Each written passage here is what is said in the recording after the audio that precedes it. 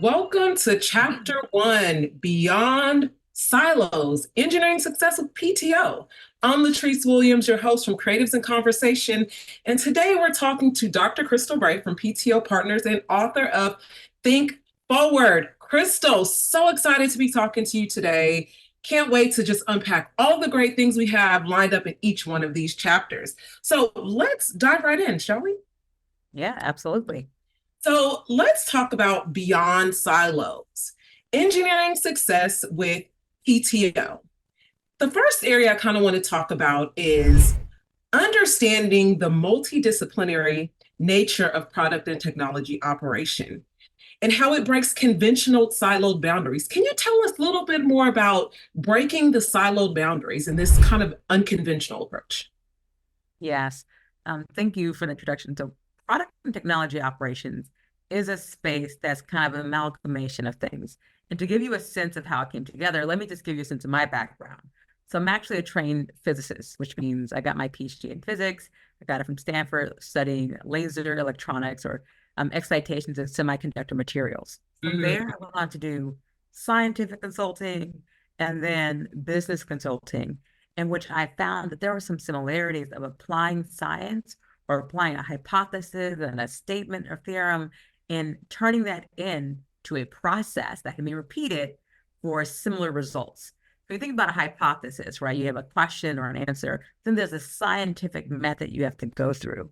And then there's some, outcome that you have. Now, if you're a researcher or a scientist, you'd actually create what we call a publication, send it to your peers to review, and then that article should be reproducible by other scientists or researchers out there to get the same results as you.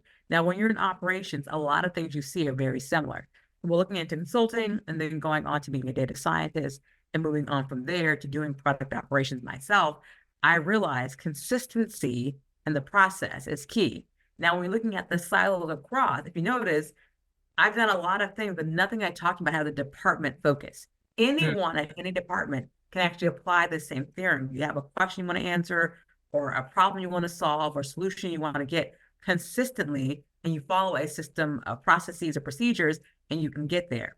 What that means is, as a team, as a collective, if we have one vision, one goal, one unified mission, and we have the right question or the right solution that we want to solve and the right process, we can get there all together. Product and technology operations brings that together through the technology that we're using, maybe new product we're implementing, new tools that we have, and looking at our everyday business critical needs and how we can make it consistent. So that's really where this comes together, and that's why it's beyond the silo.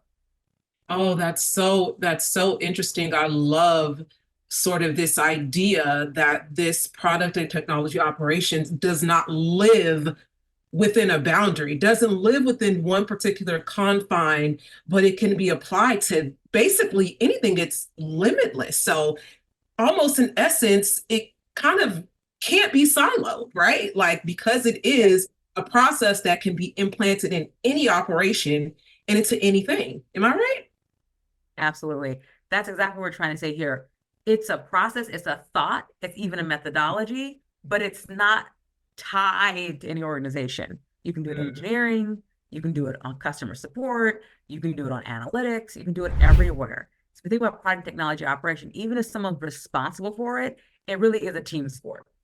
That is so awesome. I love that. I love to look at things that kind of can be looked at in different ways and put in different spaces and kind of see those outcomes in whatever space that is in. I think that's so amazing. And with that, let's talk about recognizing some of the benefits of like a holistic approach to business operations and driving efficiencies and innovations. Can you talk a little bit more about or talk about that, recognizing those benefits?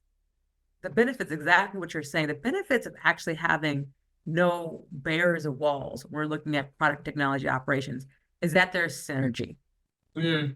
We have a collective vision, a collective goal, a collective question we're trying to answer. And from that perspective, we want everyone aligned to the same objectives.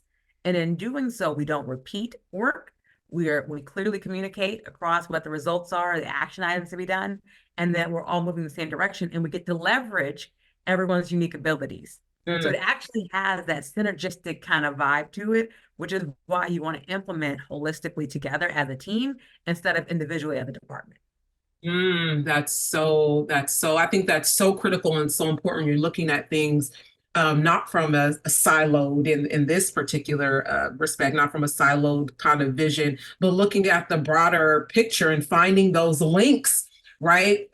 Between, everyone. I think that's so amazing. Crystal, I mean, just this portion of law, a portion alone has provided so much insight.